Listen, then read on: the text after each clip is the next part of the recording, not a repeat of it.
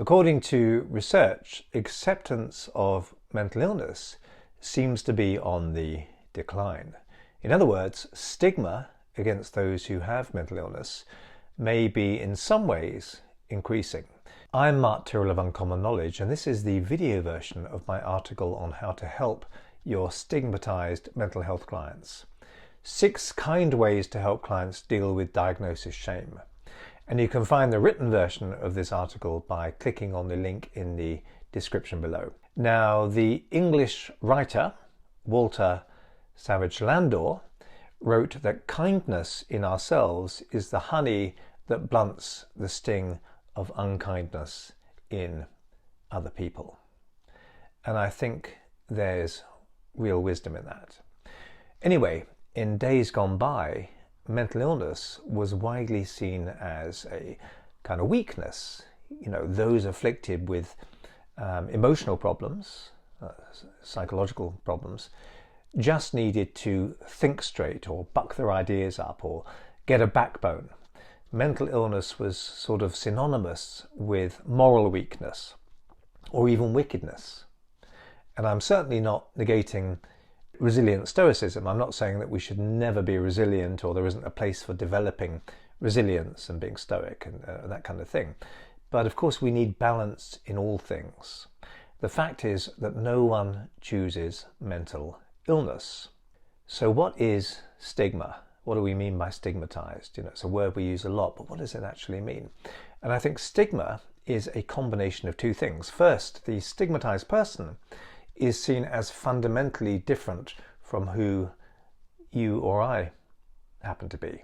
The rather clumsy term for this is sometimes called othering. You know, when we stigmatize someone, we see them as fundamentally alien and different to us. Okay. They're not necessarily in the in-group, the main group. You know, we excommunicate them. We may see threat where it doesn't exist. I recall a girl in my school. I'm not proud of this memory, but I recall a girl attended the school that I was at when I was 7, and she'd been born without a proper nose. She had a partial nose, and I recall being frightened of her, which of course now I see as a sad thing. But in that case, the fear drove my response, and although I didn't behave differently towards her, it was a response predicated on stigma. In that case, it was fear. So seeing someone as fundamentally alien can lead to all kinds of behaviors, from avoidance of the stigmatized person to active belittling and discrimination or cruelty towards them. Now, the fact that we even discuss stigma now kind of shows how, to some extent, things have progressed. You know, because in the old days it wasn't even a thing. You know, no one even talked about stigma.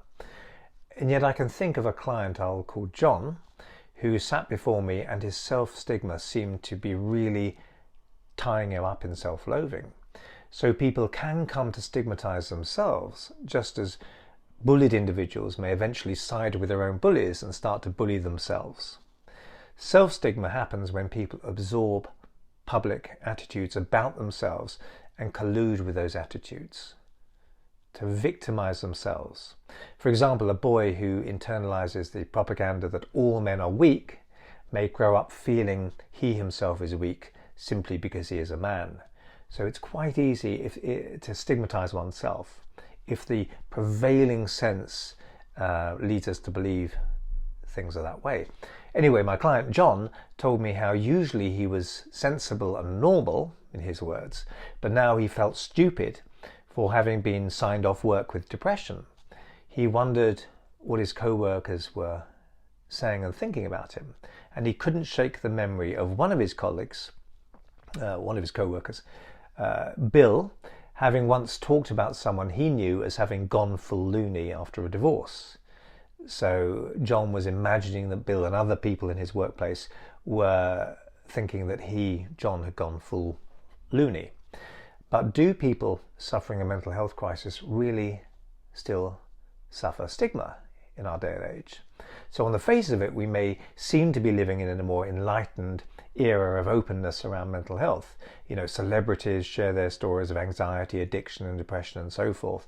People generally understand when someone is off work with stress. people often talk about their struggles more openly. Mental illness used to be something that people just didn't even talk about, and now it's become perhaps more of an accepted part of normal life. So we have perhaps come a long way. We do seem to have shaken off many of the shackles of mental health, and yet something may be changing for the worse. And the reason I say that is because a recent survey highlighted a troubling rise in some measures of stigma around mental illness. And the reason I say that is because a recent survey highlighted a troubling rise in some measures of stigma around mental illness, making the first increase in a decade in stigma. And findings from over 1,600 participants in England reveal a shift in attitudes, with fewer people believing in full recovery for those with mental health issues. Just 59% believed full recovery is possible in 2023, which was a drop from 67% in 2019.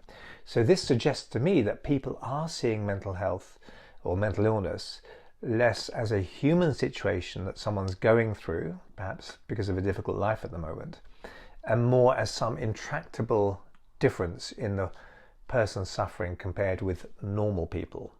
So another concerning outcome was only 55% said they would live with someone with mental illness, down from 66% in 2019. And Professor Claire Henderson, a co-author of the study, suggests that the pandemic and economic struggles may have played a role in this change by limiting access to care and therefore making recovery more challenging for people. While some progress persists, like growing acceptance of people with depression marrying into families, that seems to have increased. The acceptance of the possibility of that seems to be better now. Okay. Willingness to interact with people with depression and schizophrenia and improved attitudes to workplace discrimination may have all got better. But Dr. Sarah Hughes, the CEO of mental health charity Mind, warns that overall the increase in stigma is a red flag, a warning that unless we're careful, we as a culture could slide back again into non-acceptance and lack of understanding of those going through mental and emotional suffering. So there are signs that in some way stigma has got a little bit worse again after decades of getting better, according to the research. Okay, and so what way of viewing someone's suffering leads to less understanding, okay, or more stigma? Well, some people assume that stigma decreases if we use the disease or illness metaphor for mental illness. So we liken depression or schizophrenia or whatever it is to a physical disease. And that supposedly lowers stigma, but is that true? Does that actually work? And I think that's a fair analogy. In a way, being depressed or highly anxious or manic or psychotic is like an illness. But the disease model of mental health can be taken too far and can actually increase stigma. In a piece of research from Auburn University in Alabama, subjects who believed their research partner in a simple learning task had a mental illness due to stuff that had happened to them as a kid were much more understanding than those who believed their partner had a mental illness due to genetics or faulty biochemistry in the brain. Subjects were more likely to be cruel and administer more severe electric shocks when their partner, who of course was really a planted researcher, told them that they had faulty brain chemistry than when their partner told them that they'd been going through a tough time because of a really bad childhood. So it seems that it's a disease like any other doesn't make for more understanding or acceptance when we perceive other people with mental illness, or when we interact with them. If we feel people are wired differently to us, or that their brain chemicals are different to ours, it can actually increase this othering that people do. It may actually lead us to treat them worse. So how might we help the stigmatized client or the self-stigmatizing client? Well, firstly, we can normalize and educate. So I help John to understand that mental health issues are common and usually highly treatable. He wasn't stuck with a disease, but rather responding to a difficult period in his life. I said to him, we can all get overwhelmed sometimes, and there's no shame in that. I told him, because John was into cars, and I asked him, what would happen if he ran his car indefinitely without ever putting oil in the engine or gas in his tank? And he said, well, obviously, it would stop working. It wouldn't be able to move. And I said, yeah, absolutely. But that doesn't mean that the car is weird or crazy or even malfunctioning. It's just behaving as it should when it stops getting what it needs. And the point is that no one needs to feel bad about feeling bad. After that, we explored John's primal emotional needs, which he began to call his personal fuel and oil. Okay, so we'd reframe the feeling, I'm just weird too. I just haven't been getting what I need to get from life. Okay, which is a very different way of looking at it. We also tackled his fear of stigma and ridicule and contempt. And I suggested that, sure, he'd heard one co-worker talk once about someone going full loony, but that didn't mean other people took the same view. And in fact, many, perhaps most people, know someone who has been depressed or anxious or addicted and so forth. So it's not that unusual. And I wondered aloud whether he might be surprised at how much more understanding and sympathetic people were than he'd maybe given them credit for. After all, his father had died recently, his wife had been very ill, and he'd had a rift with a sibling, and his workmates kind of knew about a lot of this as well. So it was no mystery as to why he was feeling depressed. Heck, even his co-worker who glibly described someone else as going full loony may be more sympathetic deep down than seemed to be on the surface. So, sometimes people can be kind but not nice. By nice I mean saying the right things, but when push comes to shove, they might do the right things even if they don't say the right things. So normalizing helped John feel better able to understand why he'd become depressed. But I wanted to build on that self-compassion. So method 2 is build self-compassion. I asked John to tell me how he would feel and what he'd think if he heard that a co-worker he really liked, and it did seem that John was very well liked in his workplace, what he would feel and think had his co-worker become depressed and needed time out from work. And he told me that he'd be really concerned. And I said, well, would you think that this guy had gone full loony, or that they were weak? And he said, no, not at all. I just think they must have reached a breaking point. It would be stupid to blame them when I'd just be worried for them. And I asked him to say aloud to me what he might say to a person like that. And he did. He offered support and kind words of understanding. Hearing himself talk to a hypothetical co-worker in this way really seemed to help John see his own situation in a more favourable light. Next, I used hypnosis to do a self-compassion exercise. In his mind, I had him sit down in a chair opposite himself and remind himself of all his strengths and resources. I also taught him about all or nothing thinking, which is so typical in depression. Sometimes we call this kind of thinking headline thinking. And we call it that because headlines can be, as you know, overly simplistic and even entirely misleading in their simplicity, in their black and whiteness, their all or nothingness. Because when you actually read further behind the headline, you begin to see that the overly simplistic black or white headline hardly reflects the actual facts at all. And there's a much more nuanced story behind the all or nothing communication, the message, the all or nothing thinking. So John started to spot and challenge his own all or nothing extremist thoughts, like I'm a total failure, it's a disaster, my life's ruined, and all this kind of thing. And he began to be kinder to himself. So we can remind our clients that having a mental illness doesn't diminish their worth or even necessarily their potential. Building self-compassion helps them resist internalizing negative stereotypes. But we can also explore with the stigmatized or self-stigmatizing client the issue of disclosure. So method 3, and it might be that this isn't relevant when you're treating a stigmatized client or a self-stigmatizing client, but it might be useful. So method 3, we might encourage selective disclosure. So I talked with John about how he felt about letting people know that he was going through depression. And we can empower our clients to take control of when and to whom they reveal their diagnosis. And we discussed the pros and cons of disclosure in different situations and with various people.